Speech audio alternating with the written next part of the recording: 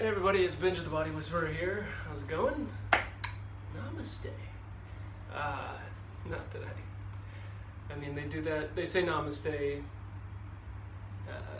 in yoga. And I just got back from the India trip, or didn't just get back, but I feel like I'm just kind of getting back, in the sense I ended up getting, so I finished my 30 days, which I had been putting out there on the site, on the Weeble Energy site, YouTube channel, and the Facebook page. You can tell probably that I've lost a little bit of weight. I ended up getting dengue fever, and it was confirmed this time. I very well could have had it in the past, and I'm going to educate you a little bit on dengue fever. So some of the symptoms that you can have is fever, body aches. They call it the bone-breaking, I don't know if they use the term disease, but or bone-breaking virus or whatever, because you feel like you have a flu and you're really achy and your body really hurts. I couldn't find very many comfortable, like at night I would sweat so much, but I couldn't find comfortable positions unless I had taken some type of pain reliever. And so I ended up going to the doctor once I got back to Singapore, because at the time I had developed a stuffy nose beforehand, so I thought, okay, maybe I just have the flu. But then I noticed that I had like the other thing you can get is rashes. So I had these small rashes I was doing my hair up like this, and I saw that I had a rash here and a rash here, round but different sizes, and then I got one like on my right butt. It didn't itch, it was just a red spot that was very distinct and very circular. So when I got back, I decided, okay, I'm gonna just go to the doctor, and they checked me out, and it came back positive for dengue fever. The first doctor said, yeah, you have it. Second doctor was like, oh well, looks like you've had it before. And I was like, I don't think so. Very well could have had it, because you can get it the first time and it can be mild in the sense that it might just feel like a flu, and then you go through the symptoms, and because they can't do anything for you, right?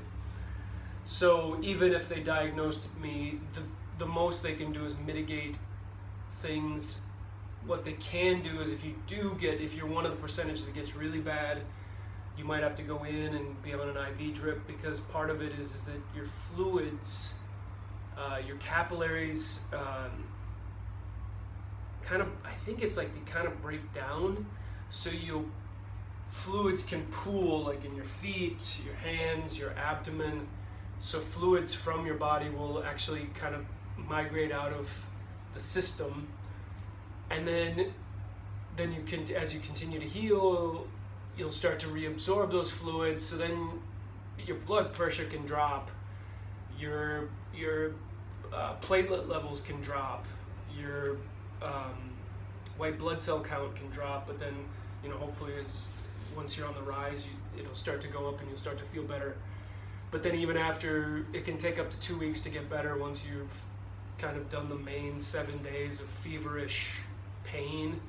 Then you might have another 7 days, and I'm kind of in that next 7 days of feeling a bit lightheaded and lethargic and kind of get out of breath. And I feel a little bit out of breath right now, even talking. So that's dengue fever, DENGUE fever. Look it up.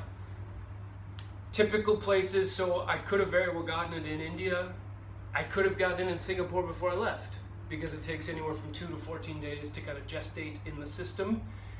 And the only way you can get it, Singapore is a hot spot because it is a tropical climate, and it's passed by mosquitoes that have been infected, and then that infected mosquito has to bite you. That mosquito has to have it and be infected itself and then bite you, and then it infects you. And something I found out is, if the second go round you have it, if you get the same, there's 4 strains, maybe 5. the places I've looked, I've seen 5. Typically, I think they consider it to be 4 strains. If you get one of the strains, once you've gotten it, I don't believe you can get that strain again, because now you have the antibodies in your system.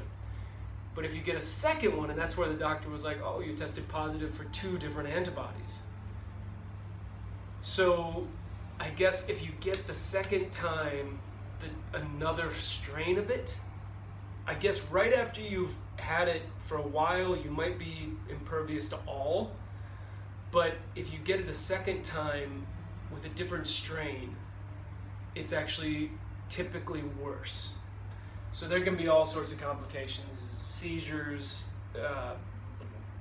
blood-brain barrier stuff. Like, it messes with the fluids in your body. And anytime that happens, like, as you know, if you've ever experienced heat stroke or any kind of, like, you know, electrolyte imbalance, it can just take you on a different level. At first, I thought I had heat stroke.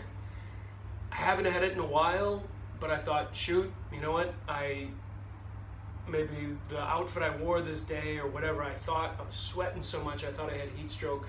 Turns out that I had this. So, but everything seems to be good and I'm on the mend.